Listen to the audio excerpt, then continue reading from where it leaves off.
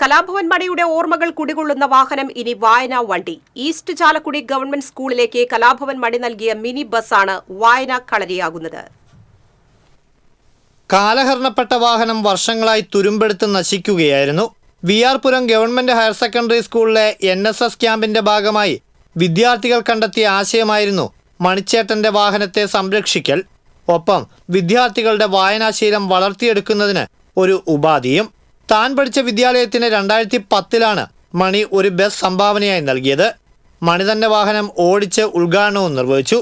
വാഹനത്തിന്റെ ഡീസൽ പണം നഗരസഭ വഹിച്ചത് തദ്ദേശ വകുപ്പിന്റെ ഓഡിറ്റിംഗിൽ ചോദ്യം ചെയ്യപ്പെട്ടു.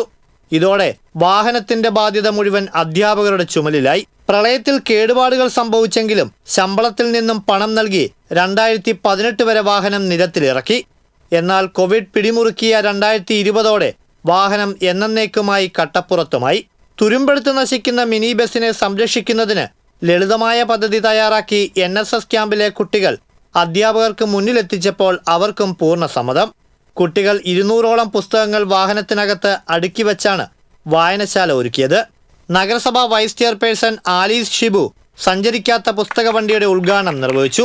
വാർഡ് കൗൺസിലർ TD എലിസബത്ത് അധ്യക്ഷയായി.